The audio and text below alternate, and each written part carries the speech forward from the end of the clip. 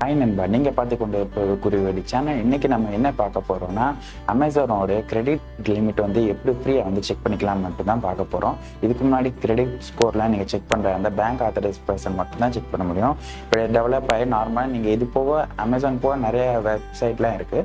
ஆனால் இது கொஞ்சம் உங்களுக்கு ஈஸியாக இருக்கும் செக் பண்ணுறது. இதுக்கு நீங்கள் அமேசான் அக்கௌண்ட் மட்டும் வச்சுருந்தீங்கன்னா போதும்.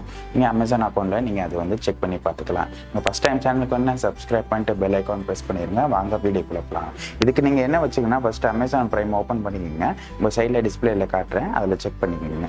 அதுக்கு முன்னாடி நீங்கள் கிரெடிட் ஸ்கோர்னால் என்னன்னு தெரியாத உங்களுக்கு மேலே ஐ பட்டனில் வந்து லிங்க் தரேன். நீங்கள் அது பார்த்து கிரெடிட் ஸ்கோர்னால் என்னென்னு நீங்கள் செக் பண்ணிக்கோங்க. இப்போ அமேசானில் என்னென்னு பார்க்க போகிறோன்னா, அமேசான் நீங்கள் ஓப்பன் பண்ணிக்கோங்க. உங்களோட அமேசான் ஆப்பை ஓப்பன் பண்ணிக்கோங்க. லெஃப்ட்டில் 3 கோட் மாதிரி இருக்கு பாருங்கள், அதை செலக்ட் பண்ணிங்கன்னா அமேசான் பேன்னு ஒரு ஆப்ஷன் இருக்கும். அதுக்கப்புறம் கீழே ஸ்க்ரோல் பண்ணிட்டு கீழே வாங்க.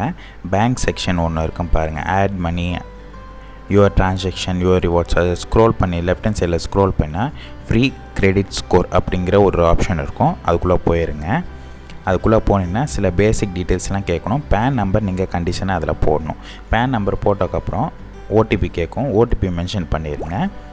ஓடிபி மென்ஷன் பண்ணிவிட்டு சப்மிட் கொடுத்தீங்கன்னா லோட் ஆகிட்டு உங்களுக்கு வந்து கிரெடிட் ஸ்கோர் வந்து காட்டிடும்.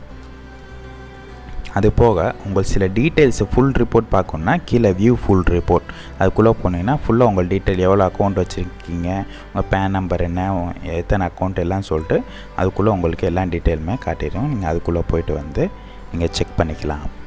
இவ்வளோதான் ஈஸியான ஸ்டெப் இது. நீங்கள் அடிக்கடி நீங்கள் கிரெடிட் ஸ்கோர் செக் பண்ணால் கூட உங்களுக்கு வந்து சிபில் ஸ்கோர் வந்து பாதிக்கும். நீங்கள் லோன் அப்ளை பண்ணி ரிஜெக்ட் ஆகிடுச்சுன்னா அடுத்து நெக்ஸ்ட்டு 6 மாதத்துக்கு நீங்கள் வந்து திரும்ப லோன் அப்ளை பண்ணாதீங்க. அதுவும் உங்களுக்கு சிபில் ஸ்கோர் வந்து பாதிக்கும்.